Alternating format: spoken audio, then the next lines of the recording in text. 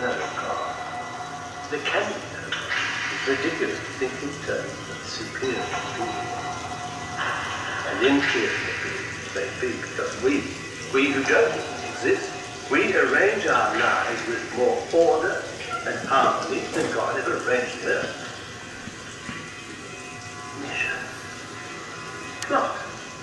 We create wonderful music. We are the architects of our own existence. What a lunatic concept to bow down before a God who slaughters millions of innocent children. Slowly and agonized. Starves them to death. Beats them. Tortures them. Rejects them. What folly to even think that we should not insult such a God. Damn him. Think him out of existence. It is our duty to put God out of existence. It is our duty to insult him. Fuck you, God. Strike me down if you dare. Entirely. You not existing God. It is the duty of all human beings to think God out of existence.